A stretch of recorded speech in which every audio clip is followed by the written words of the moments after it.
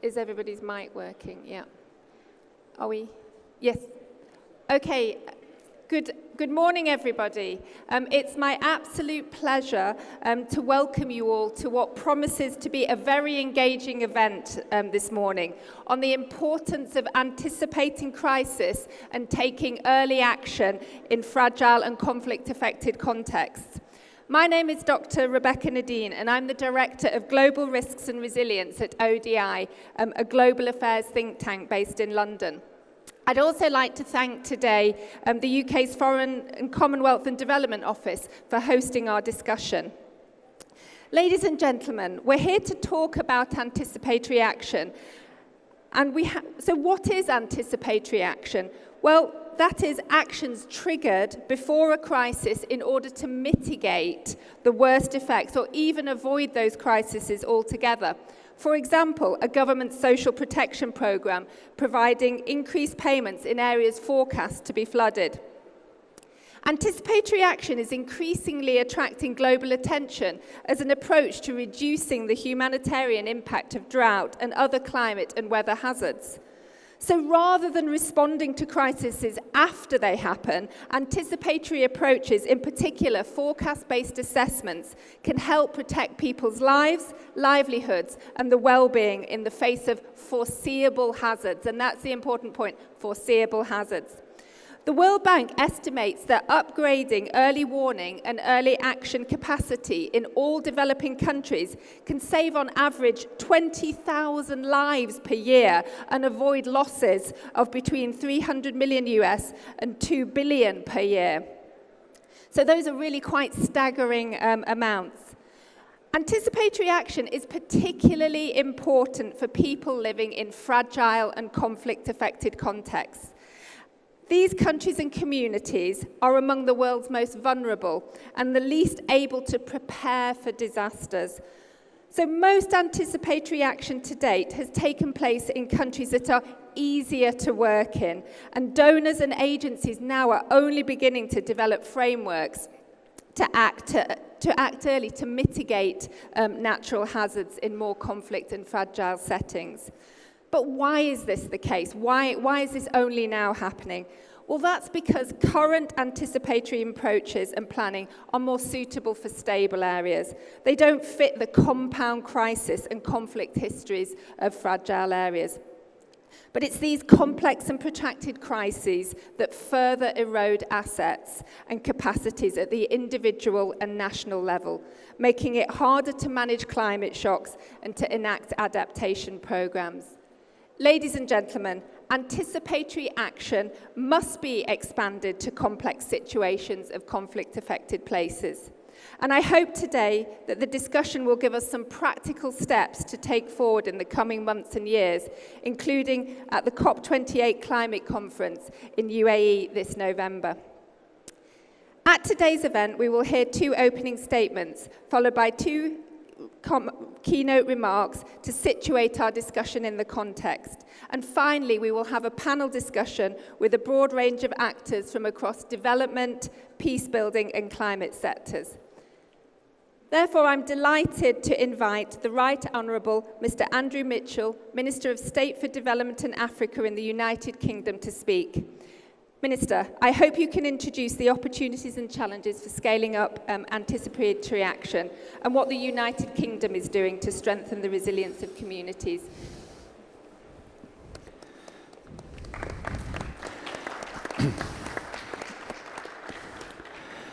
Assalamu alaikum. Good morning, everybody. It's a great pleasure to be here and to be addressing this vital and important issue at this great conference, which we should all thank the Saudi authorities for convening and bringing so much expertise into one place to discuss this vital issue. And I'd also like to thank our moderator here today from the brilliant British think tank, the ODI, the Overseas Development Institute, who do so much to contribute to international development thinking around the world.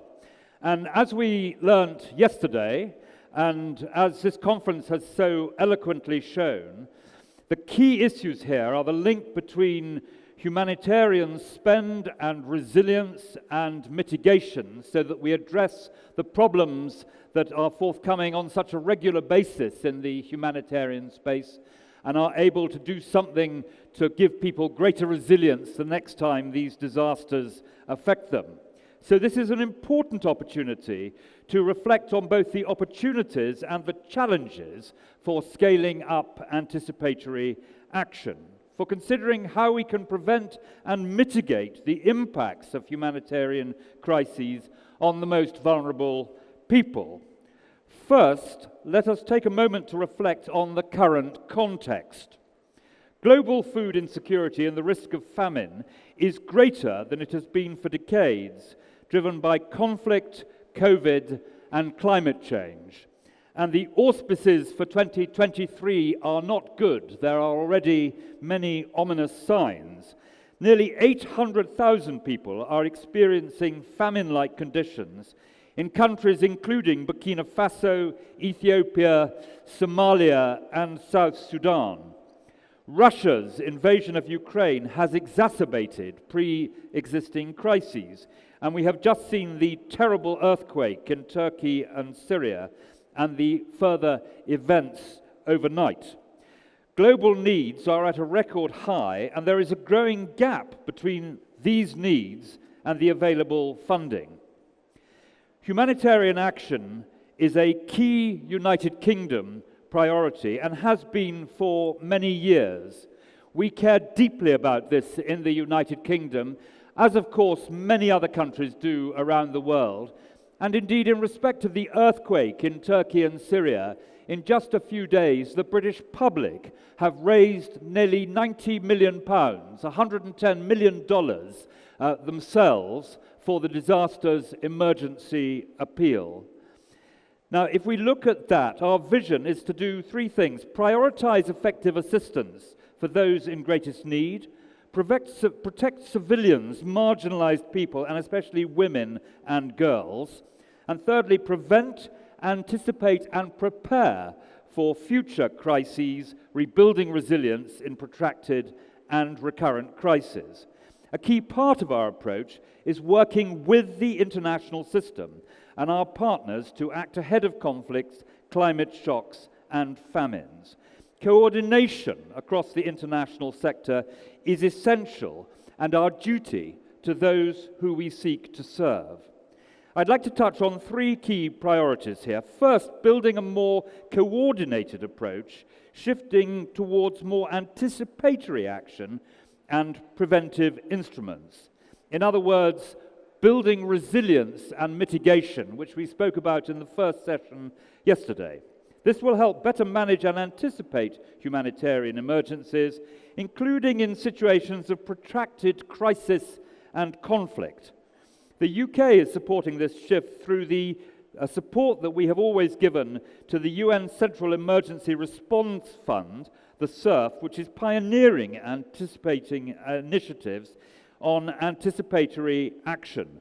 This is a fund, the CERF Fund, which was invented by the United Kingdom some 15 years ago, and over $1.7 billion has been donated to it by the British taxpayer.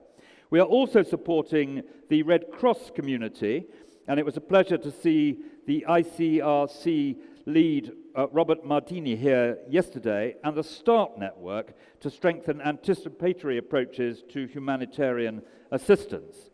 This is complemented by our contribution to the Risk-Informed Early Action Partnership, which I know Ben Webster will talk about later. We also need to build effective disaster risk finance systems, linking fast payouts to early warnings to ensure the resources are there to act rapidly and preempt damage.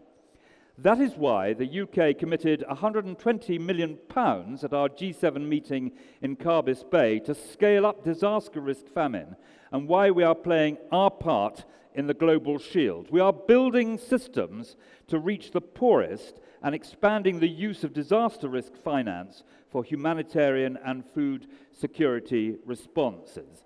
And many of these instruments have been developed in the London insurance market, and pooling risks for insurance is already an up and running and an effective support in this area.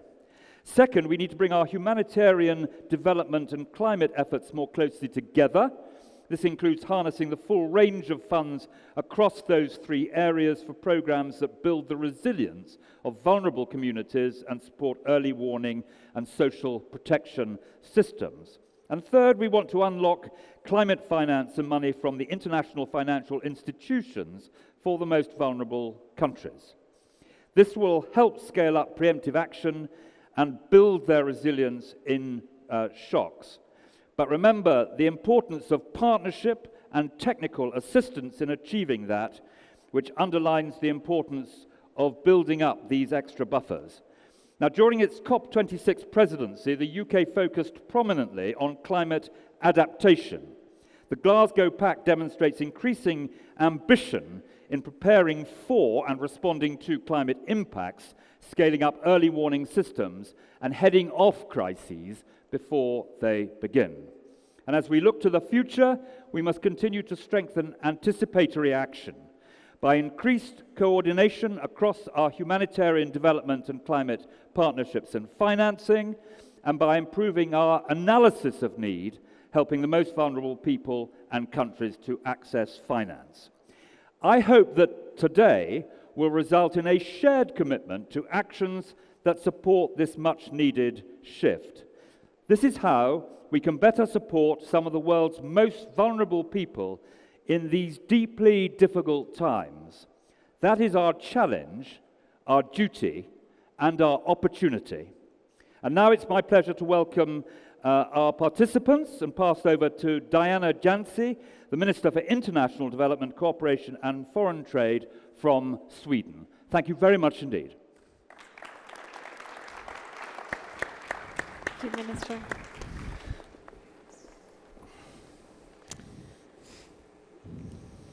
Ministers, Excellencies, ladies and gentlemen, I would like to begin by thanking the Kingdom of Saudi Arabia and the United Kingdom for convening this panel. As we all here know, humanitarian needs across the globe have alarming levels. The UN Global Humanitarian Overview for 2023 is one such a sobering and heartbreaking reading. 339 million people in need of assistance.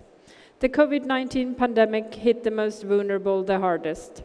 And then came Russia's illegal and unprovoked aggression against Ukraine, which has significantly worsened an already dire situation. As a result, we now have a global food crisis on our hand, as well as a cost of living crisis.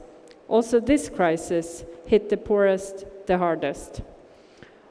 On top of all this, we have witnessing the escalating consequences of climate crisis.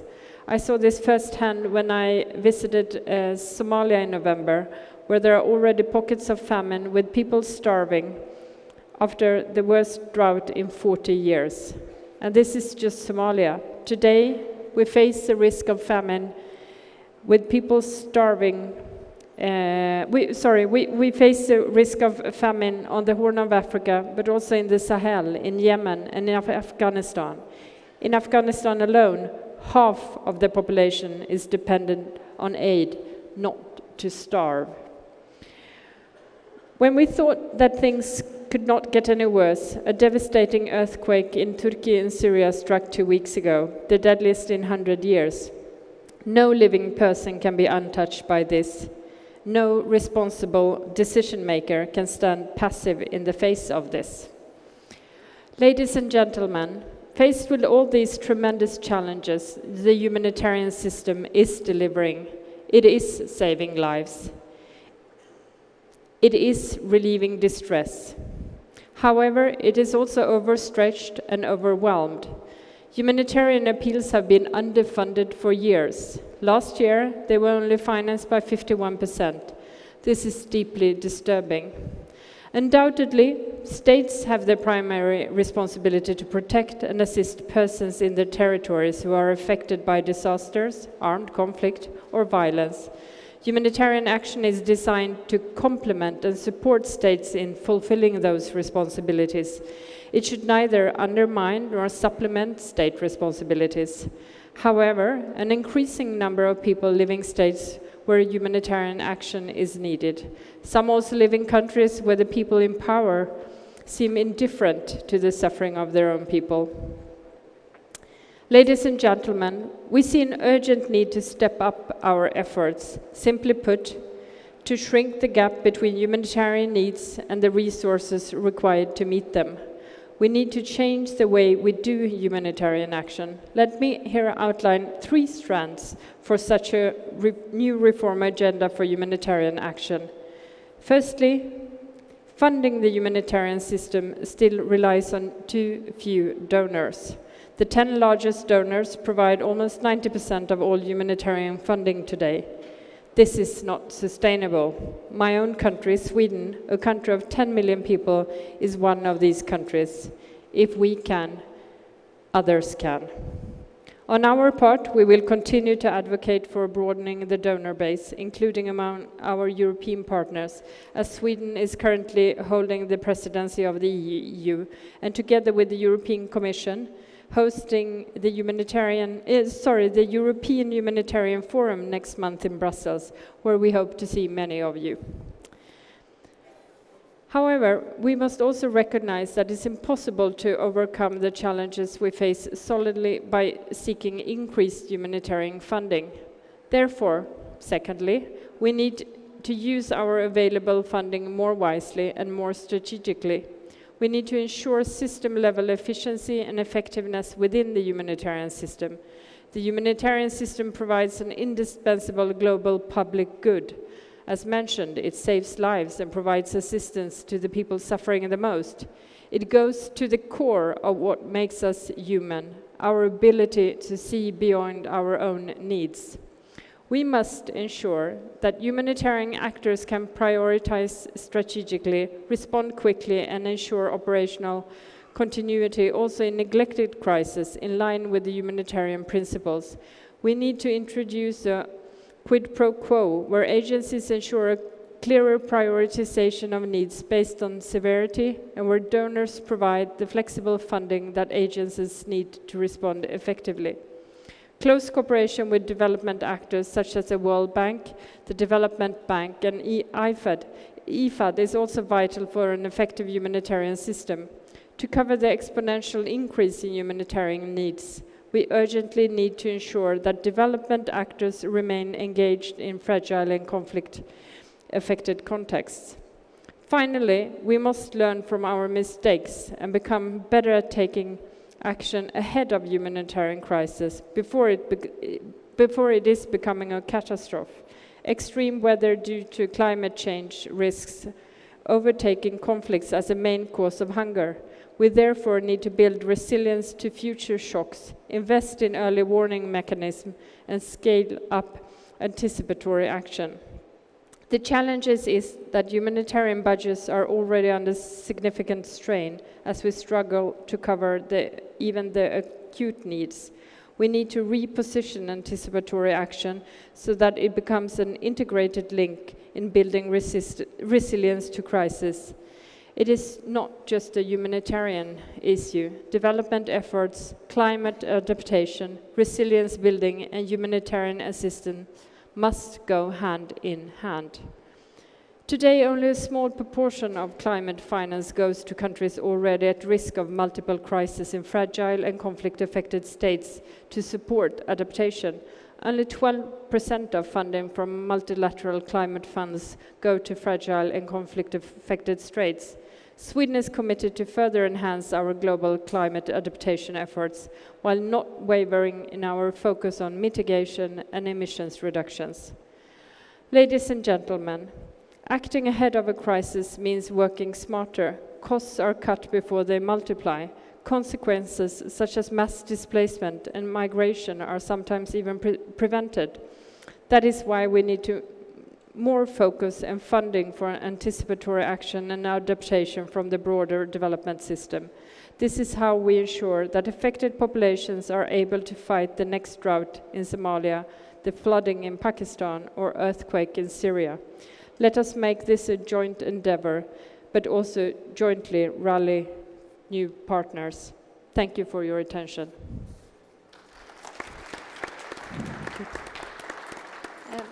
Thank you. I'd really like to thank both ministers for, the fact that they're really emphasising the importance of scaling up anticipatory action and also drawing attention to the importance for greater coordination across humanitarian, climate and development. Thank you so much for your interventions this morning. Yeah. You're coming here. So, ladies and gentlemen, as we just heard from the two ministers, anticipatory action is not just a question for the humanitarian sector. It's an issue which requires coordination across sectors and at different scales between development, peace building, climate actors. But despite this, as we all know, the international aid architecture does remain siloed. So there's a need for a nexus approach, and this is particularly clear in fragile and conflict-affected states, where protracted crises have increased people's vulnerabilities to risk. People in these areas have faced with several overlapping shocks with the interconnected impacts, which actually limits their capacity to prepare for disasters and weather-related shocks. We better need to coordinate between organisations working in this area. And on this point, I'm delighted now to turn to Mr. Achim Steiner, who's the Administrator of the United Nations Development Programme. Mr. Steiner, as UNDP is a peace-building and development actor, I really hope you can set the scene for this discussion. How can we better work across different sectors to enable anticipatory and early action? And what capacities are required to build this, do you believe? Thank you. The floor is yours. Thank you.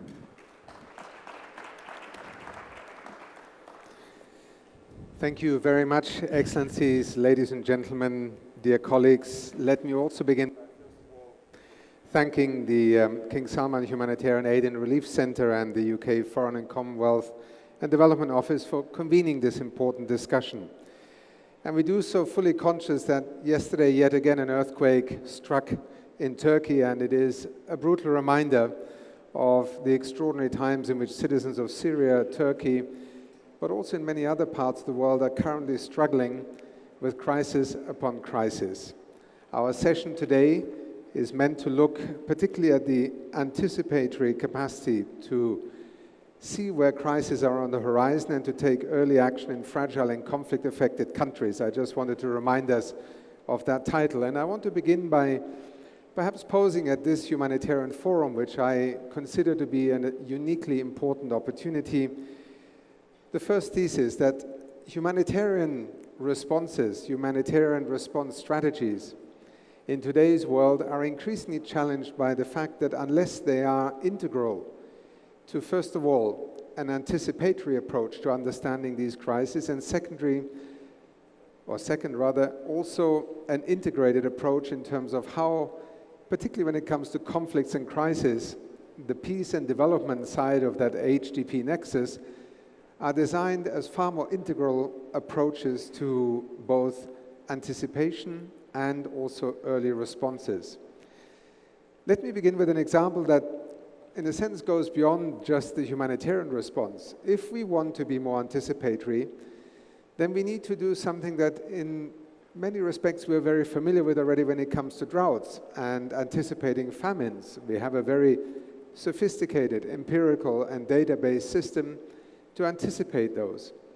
And yet most crises are not necessarily as a result of a natural disaster.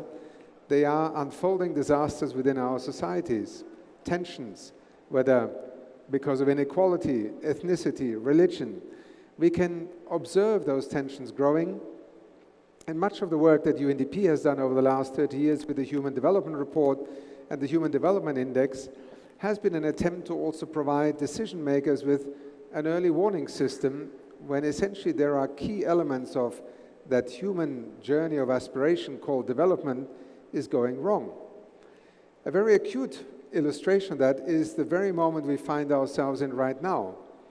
The world is facing many crises. I don't need to describe them to you, but one that is particularly egregious in not being addressed in an anticipatory and commensurate way is the financial and economic crisis across many of the developing nations across the world today. We are facing an acute debt crisis, yet our ability with our international financial institutions to respond to that, to address the extraordinarily limited fiscal space that countries have at their disposal to address post-COVID recovery strategies, now a cost of energy, a cost of living crisis, our ability to respond and actually address these issues is extremely limited. There are over 50 developing countries right now that are facing a debt distress situation, many of them one step away from defaulting. Do I need to describe to you, experts in having witnessed this time and again, how such economic implosions cause extraordinary crises and then conflicts within a society? We are not responding in an anticipatory manner. Now that is at the higher level of being able to anticipate crisis. Let me quickly move then into the situations that many of us are very familiar with. A situation in Yemen, in Afghanistan, in Myanmar, in Libya, in Iraq, or indeed Haiti and many other countries that are in the midst of crisis or conflicts. Our ability as an international community to respond to those is still severely limited by understanding our ability to intervene as very often being triggered after a crisis has occurred. Now, for humanitarian responses that are focused on life-saving, that trigger is fully understandable. But this is my first point that I made at the beginning. We should not look at the humanitarian response as being, in a sense, an isolated tool that is at our disposal. Anticipating crisis, being able to predict better when early interventions could actually avert a crisis, is also integral to how humanitarians today would think about crisis responses. In fact, my dear colleague Martin Griffiths was with you yesterday, and with him I very much share the view that we need a far more integrated and synchronized approach. But also our ability to then, when a crisis has occurred, to be able to respond very quickly, first of all with life-saving interventions, which we often characterize as the core of the humanitarian response, and then the peace and development responses. They are not anymore understood in a chronological order. If we continue to think of them in chronological terms, then we are going to continue to reproduce the crisis that today have left us with over 100 million people, the highest number since 1945, entrapped in either refugee camps or refugee status, or as internally displaced peoples in their own country. And we have even invented a very elegant term to describe this. We describe them as protracted crisis. Protracted means essentially leaving people in their tens of millions, essentially in a state of suspended animation, in refugee camps, as internally displaced people, often with the next generation being born into that very same situation in many contexts. This is a sign of failure. And therefore, I would argue very strongly that in the way that we need to think forward about early actions in terms of recovery also, is that we have a far more integrated approach to responding also with development-based responses. In Afghanistan, the response to many of the decisions that have been taken by the de facto authorities is essentially to isolate, to sanction, to withdraw support. We strongly argued against that approach already a year before the de facto authorities took over in Kabul, for the simple reason that we could anticipate the economic implosion that would lead to over 90% of Afghan citizens today living below the poverty line. This kind of catastrophe not only is not helping to address a crisis, it actually amplifies it. It makes it worse. We need to find smarter ways, even in complex political contexts where the ability of the international community to mount a humanitarian and emergency development response is not equated to the political recognition of either a government or a regime, or is indeed only able to withdraw as a response to a setback in either governance or development contexts. Our ability to continue to stay and work with people directly in the people's economy, allowing them to have access to support for their livelihoods, maintain their dignity, avoid them becoming part of the humanitarian caseload, is an integral part of the way in which we need to respond to these crises in today's world. And this, and I end with that remark, takes us back also to the broader global outlook. If we want to work on more anticipatory approaches, on early recovery responses, then we also need to take threats such as climate change far more seriously. Many of the extreme situations that people face today across the globe, many of the natural disasters, think of Pakistan and the flood events, the droughts in the Horn of Africa, the forest fires, the hurricanes and the typhoons. These are the illustrations of a world that has arrived in the age of climate change. So if you want to deal with anticipatory action, we have to also find a way in which our global climate response is commensurate with the degree of threat, where mitigation is not only an attempt focused in climate policy terms around reductions of CO2 emissions, but in fact adaptation becomes a crucial integral element also to being more anticipatory. So I hope with these few examples I've been able to give you a sense of how in the United Nations Development Programme, we are fundamentally rethinking our way of thinking about how to anticipate crisis better, how to work alongside and in tandem with our colleagues in the humanitarian community, so that when a crisis hits, we do not, in a sense, withdraw and somehow wait for the opportunity to re-emerge for development. In fact, the best way, the most effective way, and often the cheapest way to come out of crisis and conflict is in fact to find a way to invest in development pathways out of them. This ultimately is at the core of what we call the UNDP crisis offer today, and I commend it to you on our website if you wish to find out a little bit more about some of the deep lessons that we have tried to learn in recent years. Thank you very much. Thank you.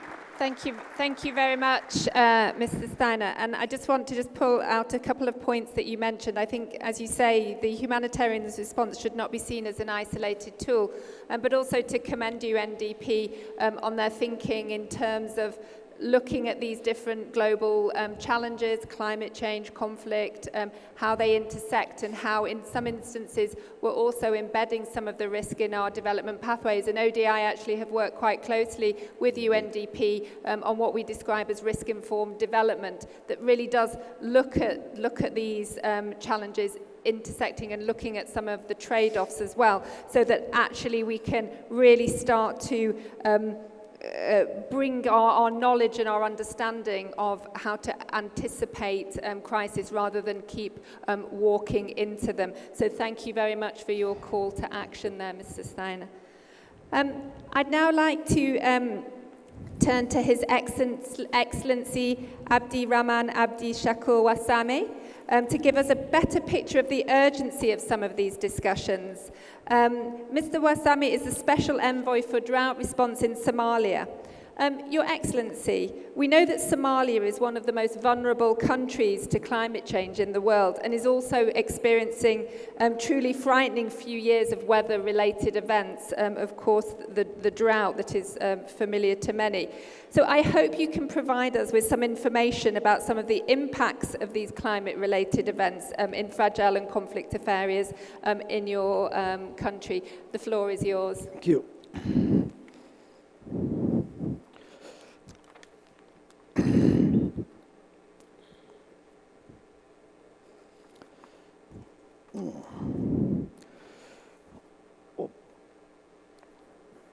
I'm facing challenge. Thank you for hosting, and I first want to thank King Salman for inviting us to this esteemed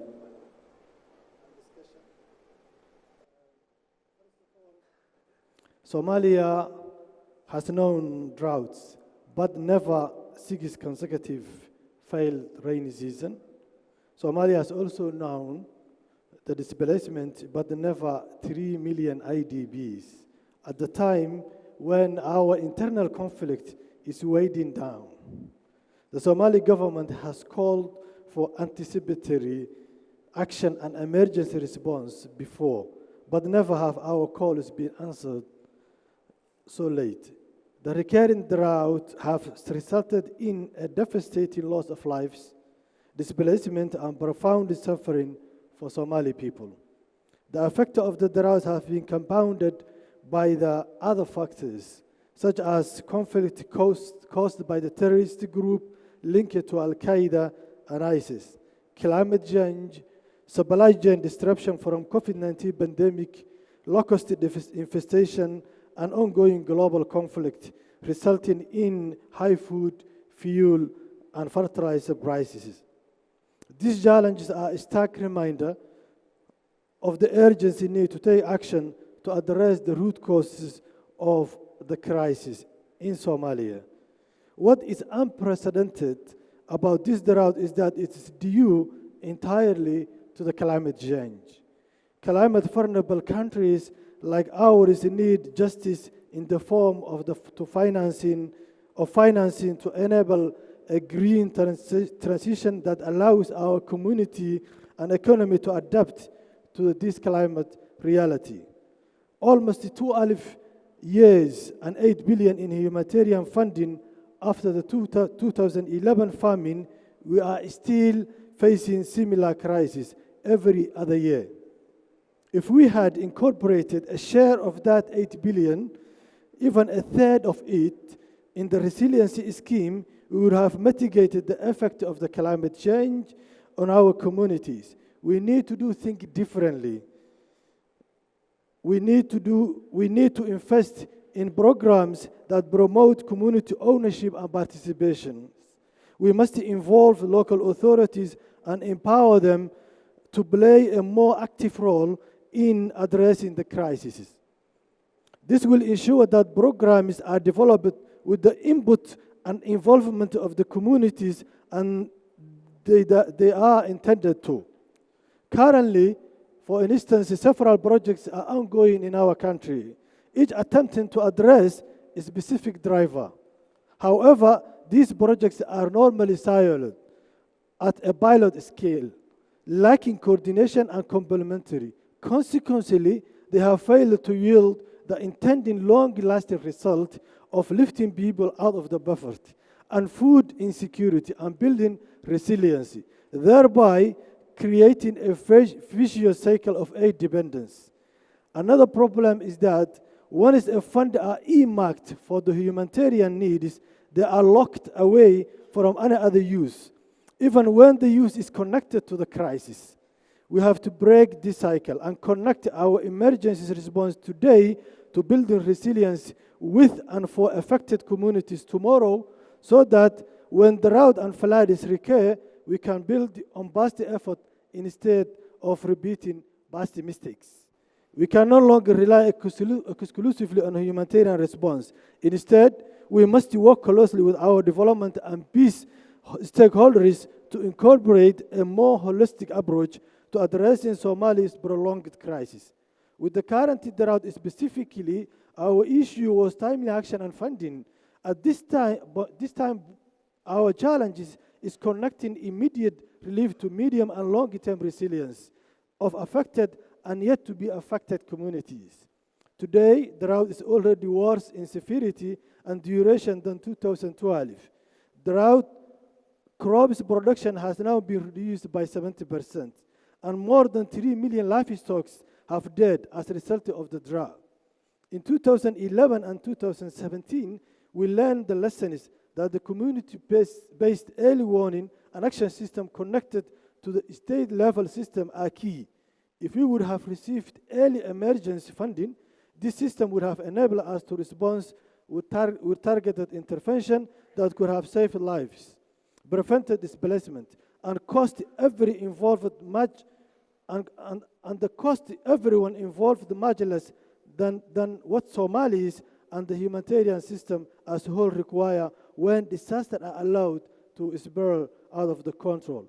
In the absence of early anticipatory action and response, the challenge is evolving for crisis-affected communities. The support they receive is too often short-term, with little no longer-term recovery and resilience planning alongside life-saving humanitarian humanitarian action. We witness that short-term interventions save lives, but their impact doesn't allow for communities to recover and to rebuild. we are increasingly losing our rural communities and seeing people who typically survive on agro-pastoral work with no option than to abandon their traditional way of life for large towns and cities. Yet our cities' capacity are already overstretched. We are trying to accommodate and provide service and humanitarian assistance to these new arrivals, but the need are fast and only increasing. It is not just the IDPs who are in need of shelter and protection. Host communities are also struggling as well. As I briefly stated, we need commitment by all to deliver for those who are worst affected. We could discuss loss and damage today and how the supposed 100 billion a year in funding have yet to materialize. But as necessary as that, in our people cannot wait. As we improve our security situation, push Al-Shabaab out of its remaining stronghold, and build our capacity to work with affected communities in addressing their specific needs, we now need our partners, both public and private, to help Somalia adapt to the realities of the climate change. I must thank our partners who have helped us to farming to affairs. Yet to end Somalia's protected humanitarian crisis and endless cycle of displacement and emergency response, we must integrate immediate emergency response with medium and long-term sustainable solution rooted in the community needs and climate adaptation into the structural change of our economy and infrastructure. Work with the national government to build a strategic financing partnership and synergize among different actors to underpin a holistic response to avoid duplication and gaps, to institutionalize and operationalize the coordination of different types of partners, example, public-private effective partnership coordination involves 3 components. First, capacity building and strengthening, platform of knowledge sharing and mutual accountability, monitoring, evaluation, reporting, and learning. Somalia faces many obstacles, but it is recovering. We are more stable today than a few years ago. We have made tangible steps to move forward. There is remarkable progress in building state institutions that is strengthening political inclusivity and security gains. We are reaching completion point of debt relief and debt exemptions. However, this progress faces 2 main challenges that pose a real threat to political and security achievement: recurring drought and terrorist group. To overcome these daunting challenges, we ask our partners, particularly our brothers from Gulf countries, to stand by Somalis as we strive to restore our strength and sovereignty. What we are seeking can only be achieved by boosting our capacities to strengthen security and fight against terrorists and provide basic services to citizens, including creating job opportunities for unemployed youth who are caught between desperate lack of opportunity and strain of dealing with terrorists. Youth support and investment towards long-term resiliency building and development is not only a realistic solution for Somalia's recurring drought, but also key to fixing food security in Arab world following the COVID-19 pandemic and the Ukraine war that have affected a global supply chain. Somalia has enormous resources like minerals, rivers, the longest coastline in Africa, and large agro-pastoral population. But they are unexplored and underdeveloped and often mismanaged. Work with us to save lives today and make investment in our country that will be felt for a generation to come. I thank you.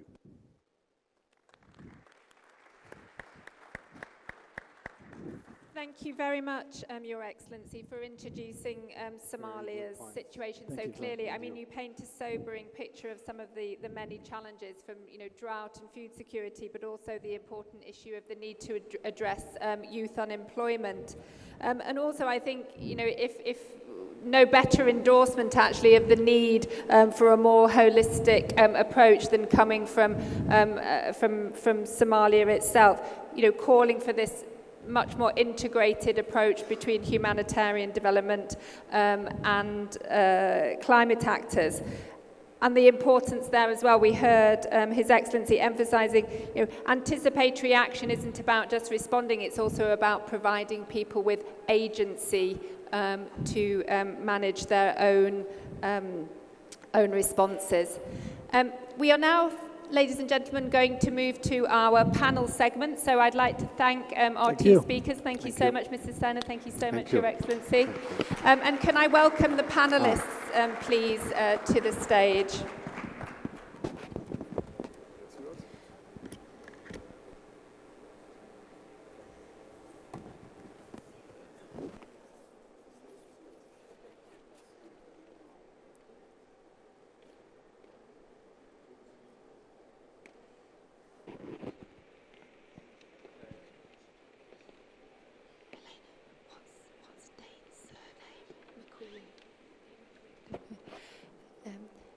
Thank you, ladies and gentlemen. If you just bear with us for 1 minute. Also, we have a slight change to one of our panelists. Mr. Dane McQueen is unable to join us today due to his family being unwell, but we are joined instead by Miss Helena de Jong, who I will introduce in a minute. So, thank you, panelists. Thank you for joining us. Ladies and gentlemen, so I'd now like to welcome our panelists, and the point of this session is to discuss in a little bit more detail some of these key issues that we've heard about earlier on how we might anticipate crisis and take early action in fragile and conflict-affected areas. So first of all, I would like to welcome Mr. Ben Webster. Ben is Head of Secretariat for the Risk-Informed Early Action Partnership, better known as REAP. REAP was launched in 2019 to help take early and anticipatory action to scale. Ben, I understand that REAP is launching this week its flagship report, Early Action, the State of Play, 2022, which provides a snapshot of early warning action commitments, investments and activities. Ben, from your perspective, what has been the biggest opportunities and challenges of REAP's work to date? And where do you stand right now based on the State of Play report? Over to you, Ben. Thanks, Rebecca, and good morning, Excellencies, ladies and gentlemen. Pleasure for the invitation. So just to explain the purpose of this partnership, I think our opening speakers have made it very clear that the humanitarian community has made fantastic progress on this agenda, but can only move so far on its own, on our own, and therefore this has to be a joined-up conversation across development actors, climate actors, humanitarian actors, and that's why the partnership was created in 2019, to create this platform to bring together those different stakeholders, involving governments, civil society, UN agencies, private sector, academia and science as well.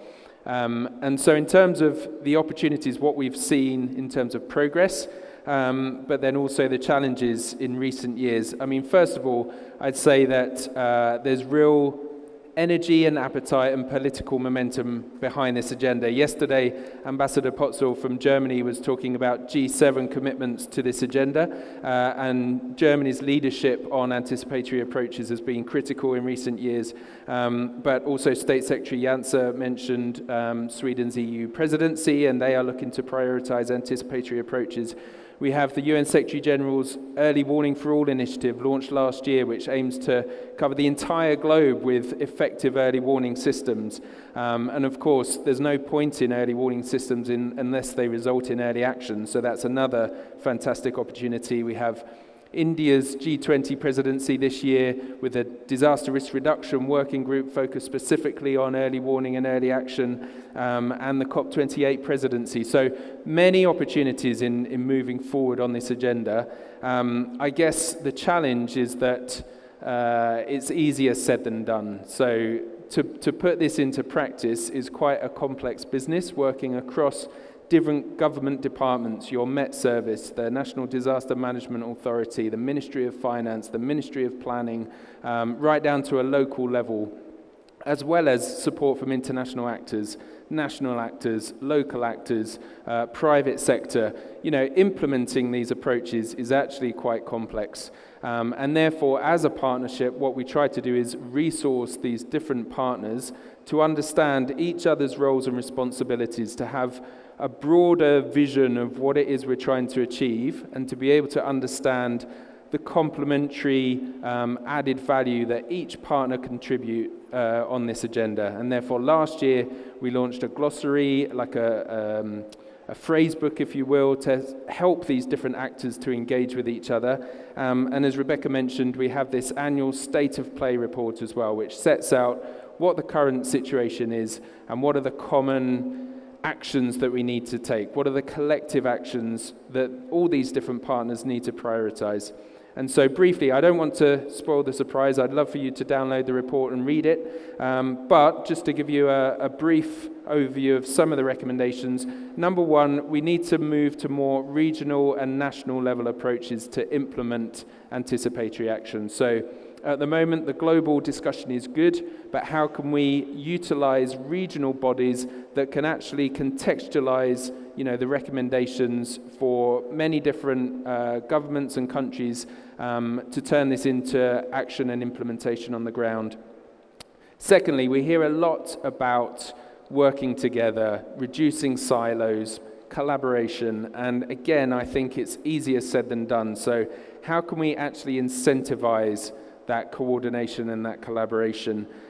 We have a great example at the moment. The government of the Netherlands, Ministry of Foreign Affairs, is supporting some of the international actors in East Africa to really identify their roles and responsibilities along this full value chain of early warning and early action, and is really incentivizing that collaboration. So that's a good model that we need to replicate. And how can we institutionalize this? So it's not about individuals with goodwill who want to work together, but how can we ensure this is the way of working where everybody understands their roles and responsibilities? And maybe the third one is around the financing. So we hear again that we need to bring in climate finance and development finance, and it's great to have UNDP at this conference as well. But in my mind, it's not about repurposing those development and climate financial mechanisms to meet humanitarian needs, but how can we achieve alignment and complementarity? So adaptation finance is building longer term capacity. Development financial mechanisms can trigger in advance of hazards. So some of the existing mechanisms, social protection schemes, how can we get them to trigger in advance based on risk analytics and early warning forecasts and so on? So it's not about repurposing to try and meet the same needs, but how can we achieve that alignment and complementarity? But as I say, download the report, and if you're interested, please join this partnership, because Martin Griffiths mentioned yesterday, it would be great to have all those different actors from the climate and development communities in the room. Well, that's what this partnership is trying to do, is to facilitate and convene those different stakeholders so that we can work together more effectively. Thank you. Thanks, Ben. Yes, and as Ben says, yes, please do download the report, but also actually, please do take a look at the glossary. I think this is an important point, because do we actually all have a shared understanding of vulnerability? Do we all have a shared understanding of what constitutes risk? Do we all have a shared sense of understanding of the, are we talking biophysical vulnerability? Are we talking socioeconomic vulnerabilities? And then what does that mean when we start using phrases like anticipatory action and early warning? So not something I'd normally tell everyone to do, go look at a glossary, but in this case it's actually really important. I'd now like to turn to my next panelist. I'm delighted to welcome Ms. Lisa Doten. Ms. Doten is the Director of Humanitarian Financing and Resource Mobilization at UN OCHA. So UN OCHA, Ms. Doten's office is one that's overseeing the impacts of climate change on a daily basis. And UN OCHA has been supporting a humanitarian shift towards anticipatory crisis and fragile and conflict-expected states. Ms. Doten, could you just give us a bit of an overview of what you've been learning through your work? Yes, thank you very much, Rebecca, and thank you again to the King Salman Center and to the UK for hosting this. You know, just a few years ago, anticipatory action was an experiment. Many didn't believe in it. Now it is grounded in General Assembly resolutions, it's in humanitarian programming, and we're discussing it here as a very important venue. So now, as many have said here, we need to work together to move it forward and really scale it up. So our role at OCHA is to facilitate coordinated humanitarian action, and we've been investing in an anticipatory approach because it brings our community together, as Ben was talking about, bringing together so many different actors to better serve the people that we intend to serve that are vulnerable to crises. It also makes moral sense, it makes programmatic sense, and makes financial sense. It allows us to use the resources, the very limited resources we have, much more efficiently and effectively. So we've learned that anticipatory action to mitigate humanitarian needs works best if everything is pre-agreed and pre-arranged. So that includes what are the forecasts, what are the triggers that we're going to use, what are the actions, and then what are the financing mechanisms we can use to try to finance those actions. So over the past few years, OCHA has facilitated some pilots, some program pilots that address the droughts, the floods, the storms, the disease. And since July 2020, OCHA has released $89 million from the Central Emergency Response Fund, from the CERF, and has reached more than 3.5 million people across Africa and Asia. And we've already lined up another $43 million that are prearranged to get ahead of shocks that we see are coming in 5 other countries, may come. You know, from the experience through these pilots, we start to understand better what's going to work and what's going to work into the future and how we need to improve this, what pilots we need and how we need to scale those up, what other hazards we need to address, and then also in these complex crises, as you had mentioned. You know, for instance, in South Sudan, last year, where the floodwaters still hadn't receded from the rainy season, and then coming to the dry season, and you had the dry season, and you still had the floods that were there that were really isolating affected people, and then the rainy season was coming. So recognizing that imminent risk, the CERF and the South Sudan Humanitarian Fund allocated $19 million for anticipatory action and early action. So this meant that the materials were in place already to provide the assistance that was needed, to provide the stormwater management, the shelter, and other basic services and supplies that were needed in advance. So the other example I wanted to mention is in Niger, where they had the lowest rainfall levels in 30 years, and also exacerbated by the conflict in parts of the country in the southwest that had been affected by conflict and insecurity. So in line with pre-agreed agreements that were set out in the anticipatory action framework already worked out, CERF released $9.5 million to 7 UN agencies to prevent and mitigate the immediate impact of the drought and supporting the most vulnerable Nigerians with food, health, protection, and access to safe water. So going forward, OCHA is committed to continuing to use its financial tools that it manages on behalf of the humanitarian system, the Central Emergency Response Fund and the country-based pooled funds, to facilitate, to generate evidence for, and to scale up collective anticipatory action. And so we plan to move forward on those pilots and then extend those and add new countries and hazards that I mentioned earlier. But in order to do that, to scale that up, we need a few things to happen. So first, we need an expansion of flexible, coordinated, and predictable financing. So this means we need more funding for anticipatory action, but it also means we need to use the funding that we have in really more effective ways. And we want to see more co-financing, as has been mentioned many times here on the stage today, behind the collective approach, where CERF agencies and donors pre-arrange the funding together.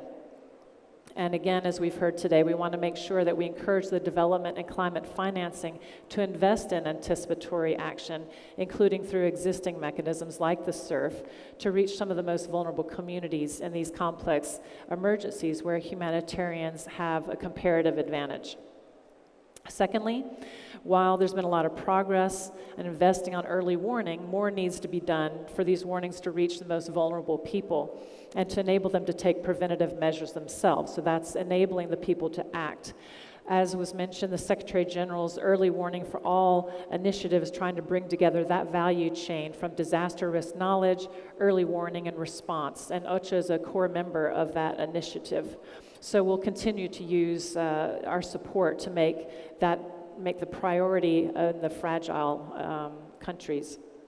And third, to truly scale up, we want to work with governments and social safety net programs to integrate the anticipatory approach into disaster management and in the most challenging fragile settings. So it's not impossible. For instance, we can work more closely with the World Bank as we already are, and we continue to improve that and strengthen that collaboration. Finally, anticipatory action has been one of the most impactful innovations in recent years in the humanitarian sector, so we have to really build on that. But we also have to recognize that anticipatory action alone will not and cannot be a silver bullet for that, to prevent and address all needs. And given the scale of some of these crises, the investment is still much too low. We see this in the Horn of Africa, as was just described by the special envoy, where OCHA and others have provided millions of dollars for anticipatory and early action in Somalia and in Ethiopia since July 2020 to support hundreds of thousands of people. But these investments are insufficient in the wider context of a global pandemic, of the worst floods in a generation, and then also the worst drought in decades, exacerbated by locusts. So many hazards there. They're also insufficient in the context of a generally slow global response. So even with the dire predictions that we're hearing about many people being on the brink of famine in Somalia, we know that anticipatory action works because we see that those that we have reached with this anticipatory action has built the resilience and has made a better trajectory for those who were reached by this assistance before they were affected by these crises. So in the end, it's about those we can reach, but also reaching so many more and really scaling up anticipatory action. And so with that, I turn back to you. Thank you. Thank you very much. I just want to sort of pull out a couple of points that you made there, Ms. Stoughton. Thank you so much for summarising the work that your office has been doing. And I think you make some important points about the need for the funding to be more effective, and then also that importance of coordination of finance. And also to note, as Mr. Steiner did, that humanitarian response is not an isolated tool, nor should anticipatory action be seen in the same way.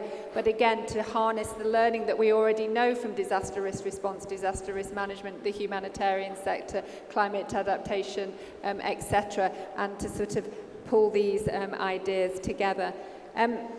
I'd now like to turn to Mr. Nasir Al-Khatani, who is the Executive Director of the Arab Gulf Programme, or AgFund, to speak. AgFund, as many of you know, is a regional organisation which seeks to tackle a number of pressing development issues. Mr. Al-Khatani, what does the AgFund do to enable people to act early and take their own anticipatory action? And also, could you just explain for us what the AgFund's role is in terms of providing technical support ahead of crisis? Yeah, thank you, Dr. Rebecca. An anticipation crisis and taking early action. Something is, go with the journey of AgFund. AgFund, since established in 1980, helping women and children without any discrimination. After working with United Nations, 17 United Nations, 1,000 projects, we found out area of challenge. One of the challenges is financial inclusion. At that time, that was 1997. So include individual, because whatever we do, anticipating any crisis, if we do not empower individual, we cannot even help country. Because as you know, at the beginning after a crisis, the first thing the person, woman, and man stand to support the family. If they are not included in the financial system and excluding them outside the financial system, this is the basic human right, should be available for everybody. Imagine today, with this crisis, we have no accounts, no saving, no insurance as an individual. So that's not happening at that time. We come up with an initiative opening microfinance, full-fledged bank for the poor people, 1997. The way we do it, because we are non-for-profit, because financial is always with a private company, we couldn't even convince the private sector to invest because this is a risky business for them. So what we come up with a modality called non-dividend company dedicated to solve a human problem. It's a company with all good governance, but there is no dividend, so you work with NGOs, with non-for-profit, solve a human problem. That's where you anticipate a human problem, helping government, etc. So we managed to open a bank in Yemen, Jordan, Bahrain, Syria, Lebanon, Palestine, Sudan, Mauritania, and Sierra Leone. With this experience, started 2004 until now, we include most likely 1 million people in the financial inclusion. But the most important thing, what lesson we learn, how we anticipate things before early happening. So digitalization with our bank in Yemen, for example, which started 2010. Now, people in Yemen have access to mobile banking. All the money assistant could be go through the bank. The bank have what we call BAS, the platform. 70% of the cash assistant came through this. Imagine if the Yemens have no access to digital payment during this crisis. That was if this is not started 2004, we will not have that system aware.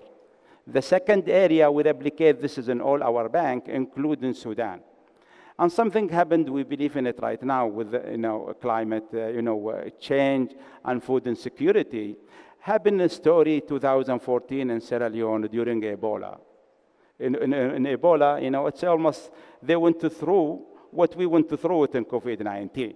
So 2014, everything was locked down, everything ever. We found out that some of the children, they go blind because of deficiency FB12. What we did, we said, oh my gosh, let's start with solution. We find the solution with the small farmer. Helen Keller is an Ag Fund winning prize. We call them up. How can we help those people to have something, with the small farmers, particularly women? We found out that sweet potato, if they grow it, that prevents them from, being blind and feed them. So they help us through our bank. We finance the beginning of 50 women. That 50 women feeding themselves and feeding their children, and now they start selling this. That's why Ag Fund became put in a priority for small farmer in Sudan. What we did in Sudan, probably some of you doesn't know about the piece of land available for agriculture in Sudan. It's 5 times the piece of land available in Ukraine. Imagine 25% fat only used. Imagine today, if the war in Ukraine stopped and we invest in Sudan, we'll have no food, insecurity at all for everybody, because Ukraine, with that quantity, feeding themselves, feeding Europe, feeding the less developing country. That's why Ag Fund invest with the partner in Sudan, and we create what we call farmer hub for resilience program for small farmer, with the help of our partner, with the United Nations, you name it, but particularly with Suez capacity building facility, where this is how we anticipate this is in helping, and Syngenta Foundation. We do risking for small farmer. Imagine today that the small farmer buying the seed in Sudan, even before they grow the seed, they take the chips and put it in their own mobile and link with the weather index, with giving them an indication it's going to rain or not. If you're going to grow, they become insured, because the small farmer in Sudan, they are not aware about insurance and etc. And we have to do, financial literacy to educate them. So we, include that cost with the seed, by the way. And we develop the kind of seed because small farmer does not need insurance as the backbone, but they need financial credit, they need saving, they need link with the supply chain, and most important, they want to develop the seed to be resistant to the climate change. What's happened in those days, if we don't have the right seed, when a small farmer use that technologies, the yield is 5 times in peanuts and Arab gum. Most of the agriculture, and particularly Arab gum in Sudan, which is 80% of the Arab gum used by the whole world coming from Sudan. 99% is small farmer. Nobody helping those people. Nobody even train them. By the way, this is father and other who they want to take care of that tree. If there is any damage in that tree, we will be losing the big supply, for Arab gum, for medicine, for Pepsi Cola, Coca-Cola, for all liquor. That's one of the way we want to call up to everybody. Please visit Sudan, look at the hub. If we go and invest, we leave the conflict and the war and everything to the politician to stop it. But believe me, if we invest in Sudan with a small farmer, this is the only way we will be helping Sudanese to feed themselves. And we want now to move with our partner to scale up the hub in the whole Africa. And please, help Sudan and help Africa. While we're doing this, is not to just to help them, to help us to have a food security. And this is one of the area we want private sector invest in it. Our partner has a Swiss capacity 40 financial inclusion, including the biggest, company, which is a Syngenta Group. They are coming to help us through the foundation. And now, after the work, they are convinced to come to Sudan. They had a visit last week to Sudan to help in that area. So this is how we anticipate and how we be enable people to have receive the shock when there is a crisis happening. Imagine that with people now in Syria and Turkish, if they are not included in financial saving, they have no insurance, they have no saving, etc. Where can they go now? So if they have built that with the insurance, because as you know, insurance to assess the risk, and then the government should pay back the risk or pay a little insurance. This is a business. This is a business could be created to help a lot of survival from this crisis happening suddenly. Thank you very much, Mr. Al-Qahtani. I just want to say, thanks very much for sort of drawing our attention to some of these sort of innovative approaches, mobile banking that you're building, but also to really emphasize that importance of financial inclusion. And I think you touched on some really important points there about how critical it is to provide people with tools, the financial tools, and access to information so people can make decisions about their livelihoods themselves and better absorb the risk. And again, also that importance of engagement with the private sector. So thank you very much. I'd now like to invite Mr. Matthew Wyatt. Mr. Wyatt is the Director for Humanitarian and Migration Director at the Foreign, Commonwealth and Development Office of the United Kingdom, to share with us a little bit more about the work that the UK is doing to support countries and communities to act ahead of crisis. Mr. Wyatt, the floor is yours. Thank you very much indeed, and may I also thank our hosts here in the Kingdom of Saudi Arabia for laying on this terrific event.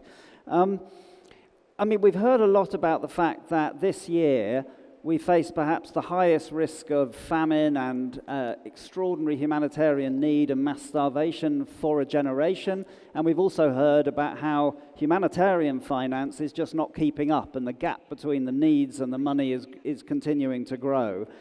In that context, something that can actually make our money go further, save more lives, has got to be something that we really put our effort into. And anticipatory action can do that. I think studies have shown that anticipatory action and early action, every dollar you spend on that can save up to $7 that you'd need to be spending if you wait until things happen. So there's tremendous opportunity with anticipatory action, and there is some good news, but there's also some bad news I'll come to. But the good news is that I think the political commitment to anticipatory action is really growing. One example of that, in the UK, we've been working very closely with G7 partners and Germany. I want to pay tribute to their incredible leadership last year under their G7 presidency, when foreign ministers committed to making humanitarian action as anticipatory as possible. And that political commitment is mirrored with lots of really fantastic initiatives, which is giving us enormous lessons of what works and what doesn't work. We've heard from Ben of the REAP, and the UK is really proud to be supporting the REAP and also to be supporting the SURF, which we heard from Lisa about, and the terrific work that they're doing on piloting initiatives. The UK is also supporting the START Fund, which has done terrific work in this area. It supports disaster response by national and international NGOs, and it gives about 15% of its funds already to anticipatory action. And we also are really proud to support the Red Cross and civil society to deliver more locally led approaches, and providing support for the Disaster Relief Emergency Fund, which supports work on forecast-based financing. So lots of good things happening. That's complemented by really good work in the insurance field and disaster risk financing. The Minister mentioned earlier that the UK has committed £120 million to scale up disaster risk finance, and some of that's already flowing and working, for example, with the Africa Risk Capacity and Start Ready, and the START network in Somalia and the World Food Programme, and also work in Mali and Burkina Faso to scale up humanitarian response and early action to drought. So that's good news, but the bad news is that there's just not enough of it happening.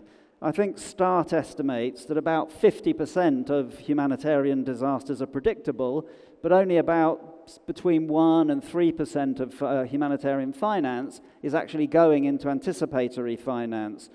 So we really need, first of all, to increase that proportion so that we're doing more anticipatory finance, but also, as the Swedish State Secretary said, I think in her introductory remarks, really important to broaden the base so we're crowding in resources from a number of other sources. So still work to do, but fantastic work happening. The other point that I wanted to make was relating to, and we've heard quite a lot about this, development finance, climate finance, needing to bring that into the mix. And I think it's no coincidence that 12 of the 15 most climate vulnerable countries have now got appeals for emergency humanitarian assistance. So the link between climate vulnerability and humanitarian need is really, really clear. But a shockingly small proportion of climate finance actually goes to those very countries. And I think it was ODI, your organisation, Madam Chairman, that did a study on this of 4 climate funds. And between 2014 and 2021, non-fragile countries got an average of about $161, but fragile countries got $2.10, so a seventh of that. So there's something wrong here, that it seems that the more a country needs this finance, the less likely, frankly, it is to receive it. So there's a real job, I think, that we need to do to kind of join up funding that is available in the IFIs, climate finance institutions, and so on, and make sure that it actually flows to the people who need it the very most. And that means both working on the boards of those agencies and so on at the top level, but also working with countries to make sure that they're able to make the applications in the right way, get through the bureaucracy so that they can really tap into the funding. So I think there's real work for us to do there. And then my final point, Madam Chairman, is, I guess, addressed to fellow humanitarians in the room, of which, of course, this is a humanitarian conference, of how important it is that we get out of our silos. We shouldn't just complain that there are silos. We need to be really active in getting out of our silos, partnering with the international financial institutions, with insurance companies, and you spoke very eloquently, sir, about importance of insurance, with insurance companies, with the peace-building community and so on, to make sure that we're working really seamlessly together and harnessing all the sources of finance we can for those who are the very most vulnerable people on the planet. And for our part in the UK, we will look forward to working with all of you in trying to do that. Thank you. Thank you very much, Mr. White, and thank you, yes, for highlighting that there is some good news out there, that the political commitment to addressing and driving forward, scaling up anticipatory action is growing. Also, as we heard from Mr. White, there are a number of initiatives there. But also, thanks to Mr. White as well for also, yes, there is some bad news, but actually, you know, we've heard it on this panel today that we know what needs to be done. We know that there needs to be greater coordination. We know that we need to get a better understanding of what the risk appetite and risk tolerances are for investing in some of these contexts. So, as Mr. Wyatt mentioned, you know, the importance of climate change, and this brings me to our final panelists. As I mentioned, we don't have Mr. Dane McQueen, but we're equally honoured to have Ms. Helena Jong to join us. And it's important to hear from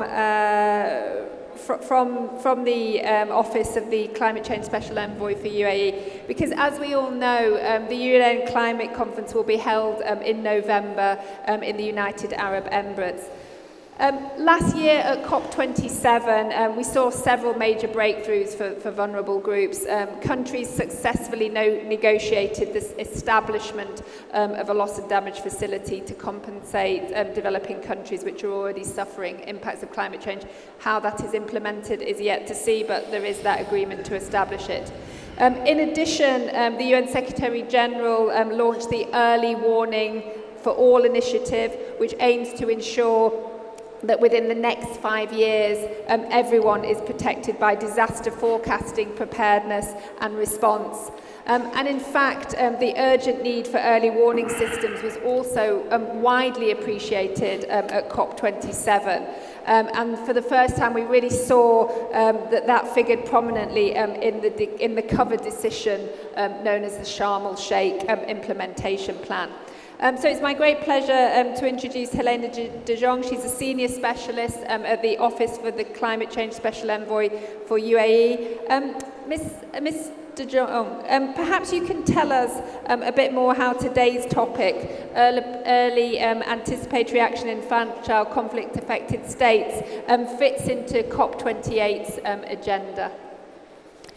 Yes, thank you very much, and good morning, everyone. Thank you very much to the organizers for convening us here today. COP28 is mandated to deliver the global stocktake, which is basically an assessment of where we are at regarding the implementation of the Paris Agreement. I don't think we need the global stocktake to tell us that we're not in the best place. But it also provides an opportunity to look forward and to see what is possible and how we can accelerate action to remain on track.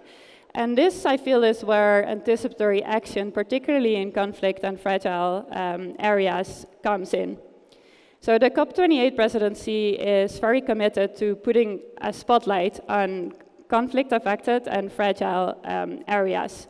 So we've seen progress already on this topic, and COP26, for example, spotlighted this issue. COP27 saw the first climate responses for sustaining peace initiative ever at the COP, which is great progress in spotlighting the particular challenges that are being faced by these communities. So it is our ambition to deepen and strengthen and build on these milestones. So let me highlight 2 items that we would like to see progress on at COP28. The first one is relating to climate finance. We would like to see greater and higher quality of finance to conflict-affected and fragile contexts. We know that half of the countries that are considered to be the most vulnerable to climate change are also affected by conflict and fragility. And you will see the same thing if you look at where UN peacekeeping operations and special political missions are deployed. You will find that many of them are actually deployed in the contexts that are most vulnerable to climate change. Yet, as was very nicely mentioned also by my neighbor, was that they receive least of the finance. So we would like to pay and draw specific attention to the specific needs of communities in these contexts. And to really bridge a gap between this like climate finance fragility gap. The second point is relating to modalities and to addressing some of the technical issues that currently prevent climate finance flows to these contexts. So what needs to change for communities in fragile and conflict-affected areas to benefit from climate finance flows? How can finance be disbursed to this context? What are some of the financial and technical vehicles that we can use to ensure that finance reaches those that need the most? What mechanisms are out there that can be repurposed, for example, to enable this?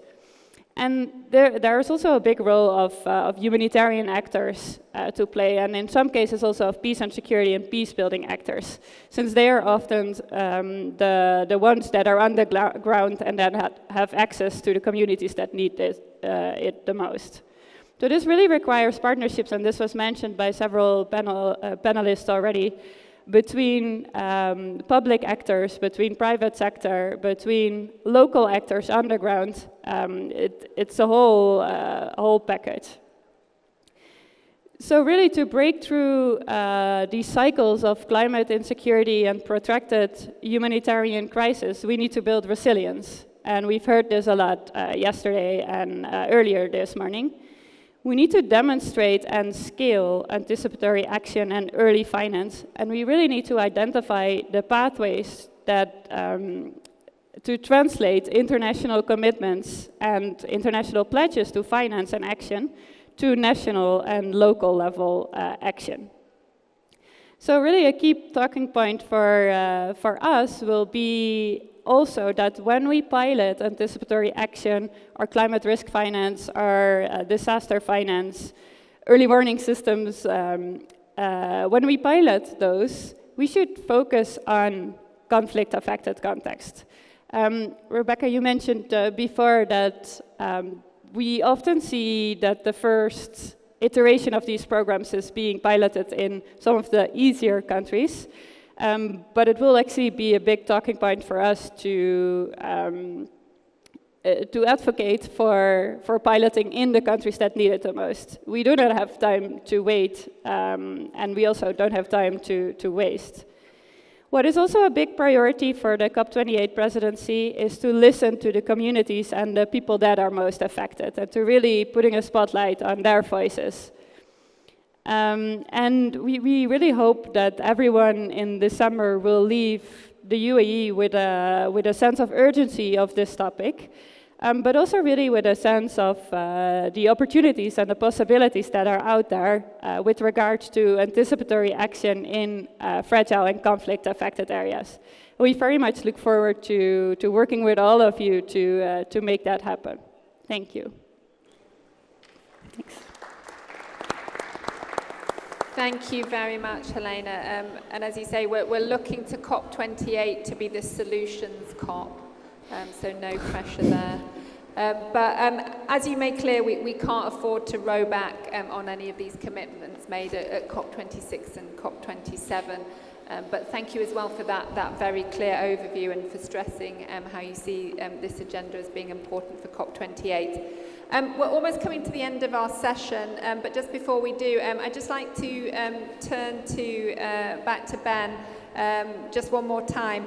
Ben, given what we've been discussed today and what you've heard from the panelists, sort of with your REAP hat on, obviously, what would you say some of the priorities are for this agenda looking ahead in 1 minute? Yeah, thanks, Rebecca. I think there are two things that stand out from my perspective, and this comes back to His Excellency the Special point around the situation in Somalia how can we really focus on the affected communities? So number one, there's still more to do within this humanitarian community, and I feel like I can say we because I've been part of this humanitarian system for the last 20 years, but we need more specific commitments. So Germany has committed at least 5% of their humanitarian budget towards anticipatory approaches, and listening to Lisa, we need to do more to really prioritize these early and anticipatory approaches within the humanitarian system.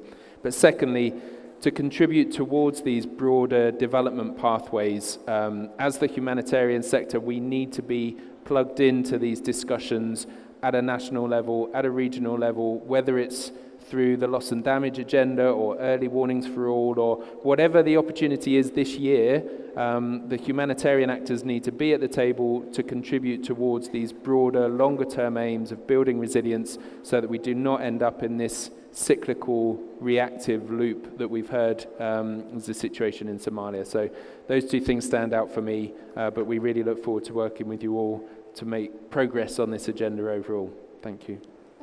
Thanks, Ben. So, ladies and gentlemen, today we've heard from our key speakers and our panelists. They've provided a range of perspectives about the latest international work on early action and anticipatory action, and on how actually these current initiatives that we already have, this learning, this knowledge that we already have, can be scaled up to countries affected by conflict and protracted crisis. And for me, I think from today's session, there are sort of three key resounding messages, if you like. First and foremost, in fragile and conflict-affected states, communities, difficulties begin long before humanitarian timescales and systems of anticipatory action. Government and aid actors from across different sectors, humanitarian, development, and peace building, they need to work together to address these risks on all the timescales, and that came through, I think, very clearly from our panelists. And this includes longer-term support to risk reduction, adaptation and development, as well as the short timeframes of anticipatory action. Secondly, I think we also heard from our panelists, and this came quite clearly, I think, when we heard the intervention from His Excellency from Somalia. When we focus on technical solutions, we can sometimes lose sight of how people manage their own risks. Technical solutions must enable people not only to be informed of the risk, but to be better informed.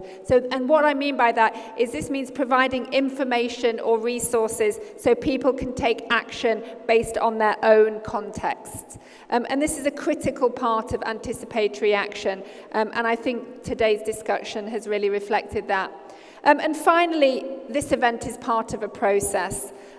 It remains to be seen whether COP28 will further the commitments made at Sharm el-Sheikh towards supporting anticipatory action in some of the world's most vulnerable companies. We sincerely hope it does. And I think based on what we've heard here today, I believe we can be cautiously optimistic about the upcoming negotiations in the UAE. So I would hope you could all join me in thanking our speakers and panelists for taking their time to be here today at the 3rd Riyadh International Humanitarian Forum. And I'd really like to thank you all for coming to our event today. Thank you. Thanks, everyone. Thanks.